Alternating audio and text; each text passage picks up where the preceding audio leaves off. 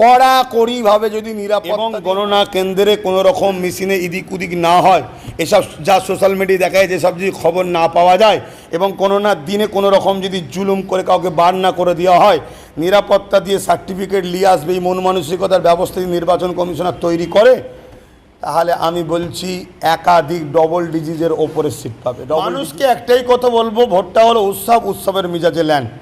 আপনি কাউকে শক্তিশালী করার জন্য নিজের প্রতিবেশীকে খুন করবেন না, কারোর উপরে জুলুম করবেন না। আপনি যার জন্য লড়াই করছেন সে নেতা হয়ে ভিআইপি ঘুরে বেড়াবে, আপনি প্রতিবেশীকে খুন করে এক পাপ করলেন, আমাদের ধর্মীয় ভাষায় জাহান্নামে যেতে হবে।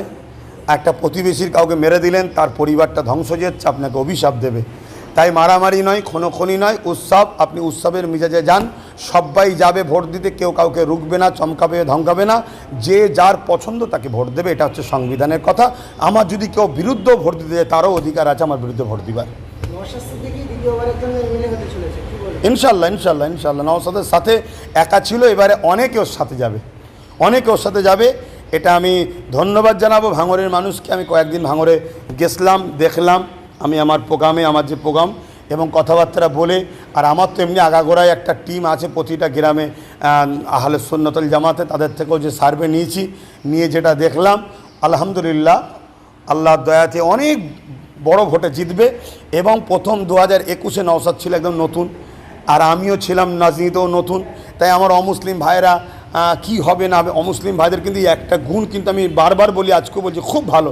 ওনারা কিন্তু খুব ভেবে চিনতে কাজ করে।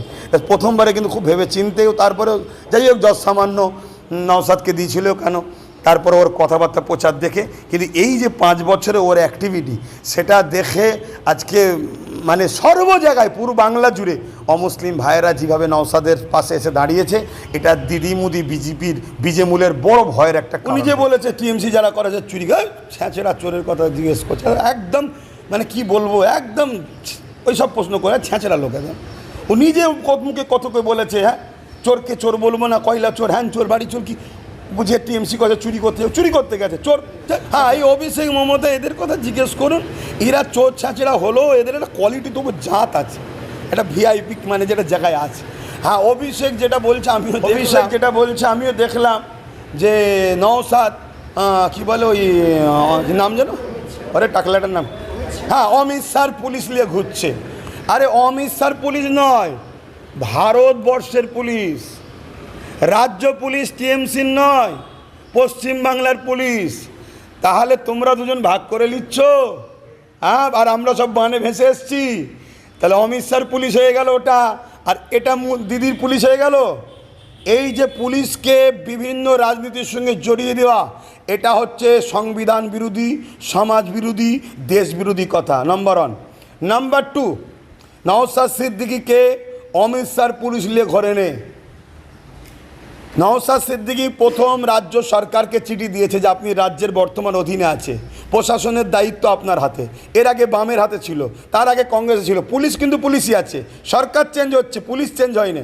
অতএব যে যখন সরকারে আসে সে পুলিশটাকে নিয়ন্ত্রণ করে, এটা সাধারণ পাবলিকের জানা দরকার। তো সেই জায়গায় নওশাদ রাজ্য সরকারকে চিঠি দিয়েছে, কেন আপনি পুলিশ মন্ত্রী, আমাকে প্রোটেকশান দেওয়া হোক, আমার নিরাপত্তা বাহিনী দেওয়া হোক, আমি নিরাপত্তাহীন ফিল করছি। সেই জায়গায় 3বার চিঠি দিয়েছে নওশাদকে, কিন্তু নিরাপত্তা দেয়নি রাজ্য সরকার।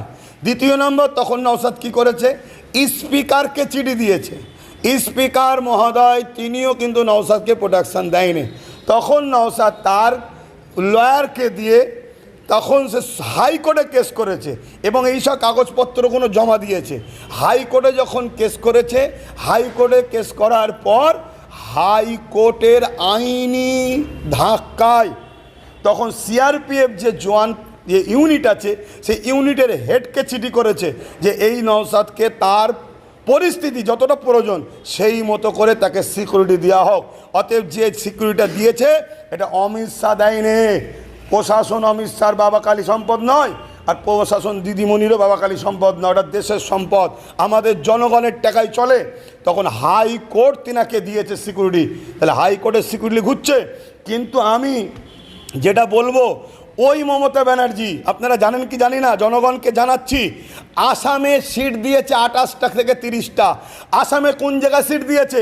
যে কোনো কংগ্রেস জিতার চান্স আছে সেই জায়গায় সিট দিয়ে কংগ্রেসকে হারিয়ে বিজেপিকে ফায়দা করছে, যাতে করে বাংলায় বিজেপি যেগুলো পাবে বাকি জায়গাগুলো টিএমসিকে ছেড়ে দেওয়া। যেটা প্রথমেই বললাম, প্রথম দফা ভোটেতে বিজেপি যেখানে জিতবে, যত কড়া ভোট হয়েছে সংখ্যালঘু এলাকাতে মমতা যাতে জেতে, সেই কড়া ভোটটা নিরাপত্তা দেয়নি। তো কেন আসামে তিনি সিট দিয়েছে? মণিপুরে বিজেপি সরকার হওয়ার পিছনে টিএমসির হাত আছে। গোয়াতে কেউ চেনে না, সেখানে সিট দিয়েছে। তারপরে আরও অনেক জায়গাতে, এই ত্রিপুরাতে সিট দিচ্ছে, দিয়ে বিজেপিকে ফায়দা করছে। আসামে যখন যায়, গোয়াতে যায়, ত্রিপুরায় যায়, ওখানে গিয়ে বিজেপির পুলিশ লাই। তাহলে আমি যদি বলি, আমি জানি বলবো না, কারণ পুলিশ বিজেপির নয়, পুলিশ দেশের। পুলিশ হচ্ছে কি বলে ওই রাজ্যের, হ্যাঁ, যে জিতে আছে তার অধীনে রয়েছে, কথা বুঝে আসছে, কিন্তু পুলিশ সেখানে লিখছে। তারপরে অভিষেক বাবু যখন যায় পার্লামেন্টে, লোকসভায়, তখন সেখানে গিয়ে সিআরপিএফ, যে সিআরপিএফ নওশাদকে পাহারা দিচ্ছে, এই সিআরপিএফের অভিষেক বাবু পাহারালে ঘরে বেরিয়ে যাওয়ার পরে দিল্লি পুলিশ, দিল্লি তো বিজেপির হাতে আছে, তাহলে বিজেপির পুলিশ অভিষেক বাবু যাচ্ছে। আমি জানি এই কথাটা যুক্তিসঙ্গত বলা হবে না, কেন বিজেপি এখন দায়িত্বে আছে দিল্লির, এর আগে কংগ্রেস ছিল, পুলিশ তখন কংগ্রেস চালাতো, তাহলে তখন কি কংগ্রেসের পুলিশ বলবো? পুলিশের একটাই জাত, পুলিশ হলো ভারতের দেশের নাগরিকের বন্ধু। অতএব পুলিশ বন্ধুদের বলবো, আপনাদের ঘরে এই যে আপনাদের গায়ে দাগ লাগিয়ে দিচ্ছে, এটাও কিন্তু আপনাদের ভাবা দরকার। কেন টিএমসির পুলিশ হয়ে গেলে, টিএমসিকে যারা চাই না, তাহলে টিএমসির পুলিশ হয়ে গেলে সে পুলিশকেও ভালোবাসবে না। এটা আপনাদেরকে এর খোলাসা করা দরকার আমার মনে হয়। এটুকু আমি দেখে এসছি, এই রাজ্য সরকার এত ইসলাম বিদ্বেষী, এত কমিউনাল, ইসলাম নিয়ে এত নোংরা মন মানসিকতা রাখে বলার মতো নয়।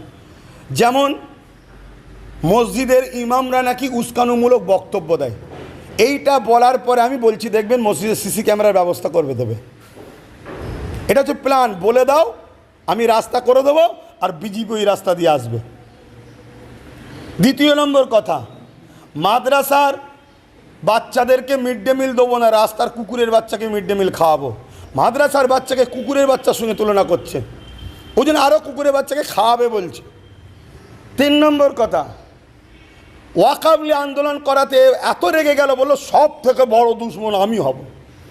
চিন্তা করুন, এরকমভাবে একটার পর একটা ইসলামকে আঘাত করেছে কমিউনাল মাইন্ডের লোক, ইসলাম বিরোধী।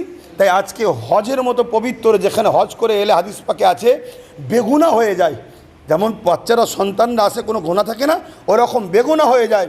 সে হজের মতো পবিত্র জায়গাতে যেতে নিষেধ করছে। কেন? যাতে করে আচ্ছা যদি বলে ভোট লিবার জন্য, ভোটটা কী নেবে? একটা বিধানসভা হয়তো খুব জোর 10টা-12টা হাজি, 10টা-12টার হাজির ভোট নিলে কী হবে? আপনি তো আপনার লোকেরাই তো আগে ভোট দিত না, এই ভোটে যাবি না, এই ভোটে দিলে কিন্তু ঘর ভেঙে ফেলবো। এর আগে টিএমসি বলেছে তো ভোট দিতে দেয়নি, হাজার হাজার লোককে ভোট দিতে দেয়নি একটা বিধানসভায়। সেই জায়গায় 2-3টে এই 14-15টা না ভোট দিয়ে হজ করে, কী এমন সমস্যা হবে? না, হজটা করতে দেবো না, এই নোংরা মাইন্ড এনার মাথায়। একটা কথা শোনা যাচ্ছে যে বলছে যে ফজা চৌধুরী জায়গায় সিট দিয়ে মুখ্যমন্ত্রী হওয়ার স্বপ্ন রাখছে, কি বলবেন? যে কথা বলেছে সে মূর্খ।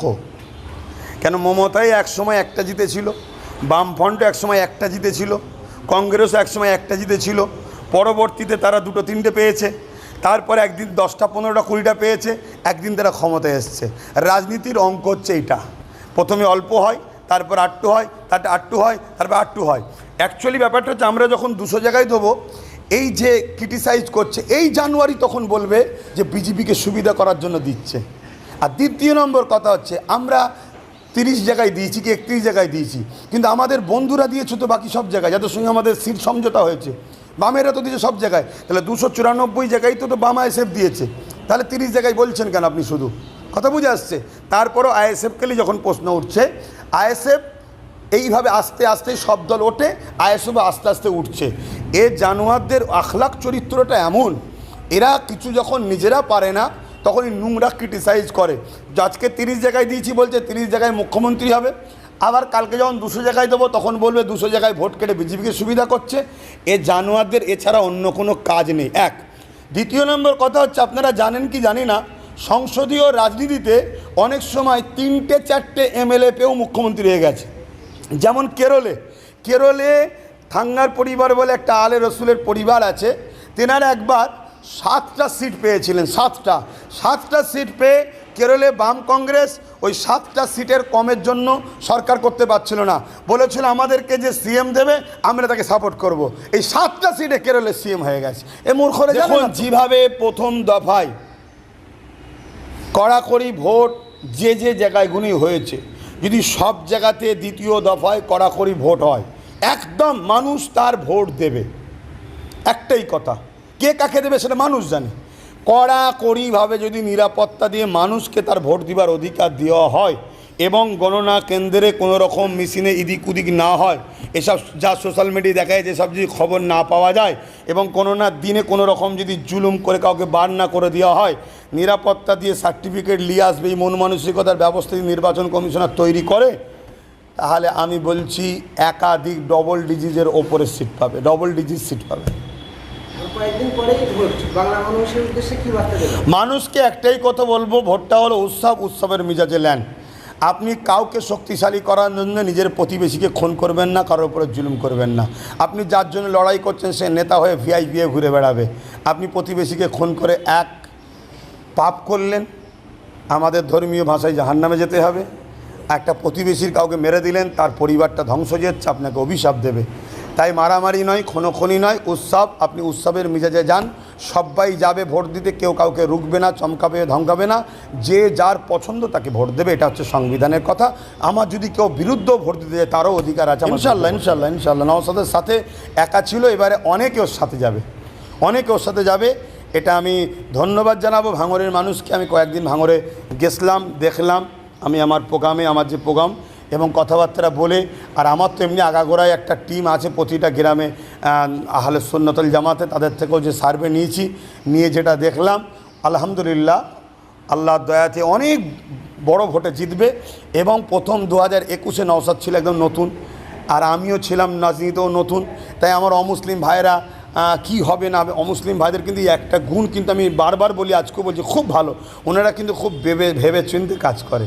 প্রথমবারে কিন্তু খুব ভেবে চিন্তেও, তারপরেও যাই হোক যত সামান্য নওশাদকে দিয়েছিল কেন, তারপরে ওর কথাবার্তা প্রচার দেখে, কিন্তু এই যে 5 বছরে ওর অ্যাক্টিভিটি, সেটা দেখে আজকে মানে সর্ব জায়গায় পুরো বাংলা জুড়ে অমুসলিম ভাইয়েরা যেভাবে নওশাদের পাশে এসে দাঁড়িয়েছে, এটা দিদিমুদি বিজেপির বীজেমূলের বড় ভয়ের একটা কারণ হয়েছে। ধন্যবাদ।